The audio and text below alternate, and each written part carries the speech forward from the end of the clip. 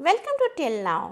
आज की एक बेहद ही चौंकाने वाली खबर में हम बात कर रहे हैं एक ऐसे इंसान की जिसने गाज़ियाबाद जैसे आम शहर में 7 सालों तक एक नकली दूतावास चलाया, वो भी पूरी शान और ठाठ के साथ। जी हाँ, आपने आज तक भारत में चल रहे नकली सड़क, नकली बैंक, नकली पुलिस स्टेशन, नकली टोल के बारे में तो सुना ही होगा, लेकिन क्या आपको पता है कि एक व्यक्ति पिछले 7 सालों से नकली दूतावास चला रहा था। उत्तर प्रदेश के स्पेशल टास्क फोर्स यानी एसटीएफ ने गाजियाबाद के कविनगर इलाके से हर्षवर्धन जैन नाम के एक व्यक्ति को गिरफ्तार किया है। गिरफ्तारी इसलिए हुई क्योंकि वो खुद को एक काल्पनिक देश वेस्ट अफ्रीका का राजदूत बताकर भारत में फर्जी दूतावास चला रहा था। यही नहीं, वो खुद को सबोरगा, लोडोनिया, पोल्विया जैसे कई काल्पनिक और गैर मान्यता प्राप्त देशों का भी डिप्लोमेटिक एम्बेसडर बताता था। उसने अपने लिए किराए के घर को पूरी तरह दूतावास की तरह सजा रखा था। बाहर विदेशी झंडे लहरा रहे थे, गाड़ियों पर डिप्लोमेटिक नंबर प्लेटें लगी हुई थी और अंदर ऑफिस जैसा माहौल था।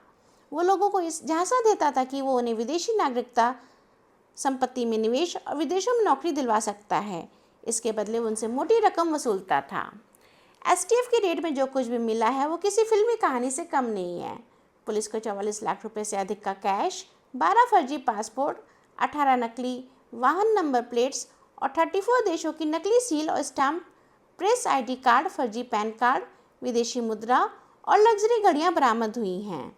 साथ ही कई दस्तावेजों में खुद को श्री श्री 108 महामंडलेश्वर डॉक्टर हर्षवर्धन जैन भी बताया गया था, जिससे साफ होता है कि वो लोगों को धार्मिक प्रभाव में भी फंसाने की कोशिश कर रहा था।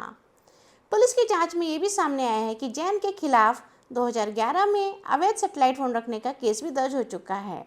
इसके अलावा उसने खुद को चंद्रस्वामी और विदेशी हथियार डीलर अदनान खरगोशी जैसे संदिग्ध हस्तियों से जोड़ने का भी दावा किया था। अब उसके खिलाफ आईपीसी की कई धाराओं में मुकदमा दर्ज हो चुका है, जिनमें जालसाजी, धोखाधड़ी, फर्जी दस्तावेज बनाना, हवाला लेन देन और पब्लिक को गुमराह करने जैसी गंभीर धाराएं शामिल हैं।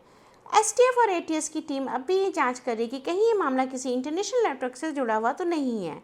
ये पूरी घटना सिर्फ एक हाई प्रोफाइल धोखाधड़ी नहीं बल्कि एक चेतावनी भी है कि जब भी कोई व्यक्ति विदेशी नौकरी, नागरिकता या निवेश का ऑफर दे तो बिना पुष्टि के उस पर विश्वास न किया जाए।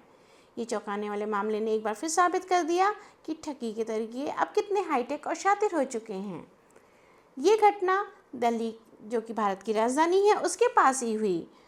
आप लोग को सावधान रहने की बहुत अधिक ज़रूरत है। Thank you for watching till now. Please like and subscribe for more genuine news.